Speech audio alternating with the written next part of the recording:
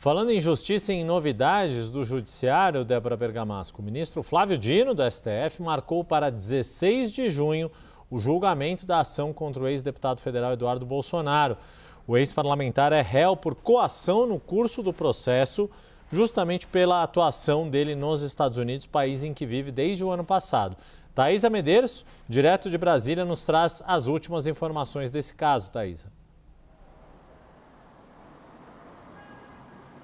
Vamos lá, Yuri. Essa data foi marcada, então, pelo presidente da primeira turma do Supremo Tribunal Federal, ministro Flávio Dino. Agendamento, então, feito para o dia 16 e o objetivo é fazer o julgamento daquela ação que envolve o ex-deputado federal Eduardo Bolsonaro pela atuação nos Estados Unidos pelo crime de coação no curso do processo. Hoje, mais cedo, o relator dessa ação, o ministro Alexandre de Moraes, já havia liberado ela para julgamento. A gente lembra que em maio, ele pediu as alegações finais, tanto da Procuradoria-Geral da República quanto da defesa de Eduardo Bolsonaro. A PGR, então, pedia a condenação de Eduardo, alegando que ele atuou de forma continuada para constranger ministros da Corte e também interferir no andamento das apurações e do julgamento sobre a trama golpista. De acordo com o PGR Paulo Gonet, ele articulou nos Estados Unidos as medidas de pressão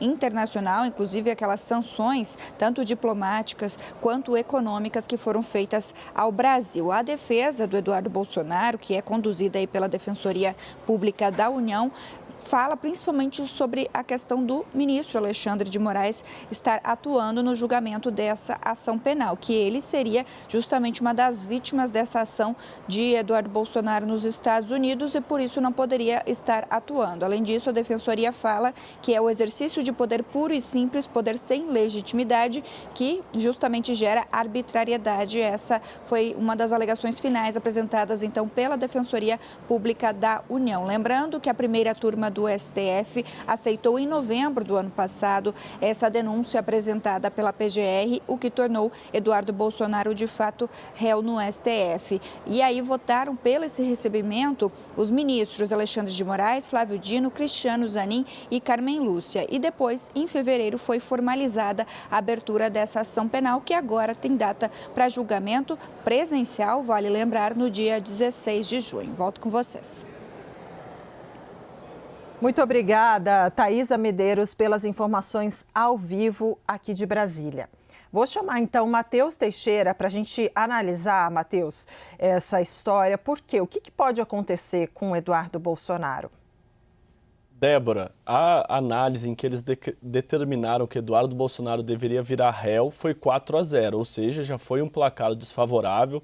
Os ministros entenderam que naquela fase já havia indícios suficientes para abrir ação penal e aprofundar as investigações. Agora é o julgamento final, ou seja, se ele será condenado ou não. O cenário contra ele é desfavorável. A avaliação nos bastidores do Supremo é que há uma tendência pela condenação de Eduardo Bolsonaro, o aprofundamento das investigações que sempre ocorre após o recebimento da denúncia, o que aconteceu no fim do ano passado, foi atrás de mais provas, mas fato é que o que se sabia já naquele momento é praticamente o que se sabe agora. O cenário não mudou tanto, é um processo em que a busca por provas já estava quase que exaurida no começo do processo, portanto não houve fatos novos para mudar a situação, e a avaliação é que, assim como houve um 4-0 no sentido de declarar que ele era réu e de abrir ação penal, a tendência é que agora ele também tenha um resultado desfavorável.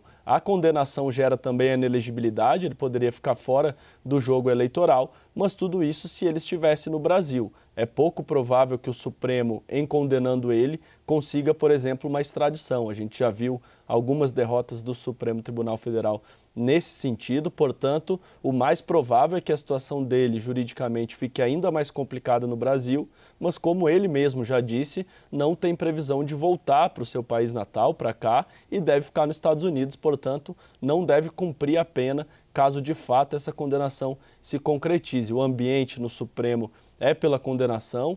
Falei com algumas pessoas dentro do tribunal e a avaliação é de que dificilmente ele consiga um resultado favorável depois do recebimento da denúncia, com uma série de discursos incisivos dos ministros. Ele é acusado pela Procuradoria-Geral da República nesse processo, justamente de tentar coagir os ministros do Supremo a não condenar o seu pai, o ex-presidente Jair Bolsonaro, no processo em que Bolsonaro foi condenado pela tentativa de golpe de Estado, e a situação dele é mais ou menos essa. Assim, ele foi para os Estados Unidos, o Supremo, a Procuradoria-Geral da República imputa a ele parte da responsabilidade, por exemplo, pela decretação da Lei Magnitsky, que prejudicou o ministro Alexandre de Moraes, pelo fato de Estados Unidos ter retirado e cassado o passaporte de integrantes do Supremo Tribunal Federal, e o Supremo reagiu. A tendência é que a primeira turma do Supremo, formada pelo ministro Flávio Dino, Alexandre de Moraes, Cristiano Zanin e Carmen Lúcia,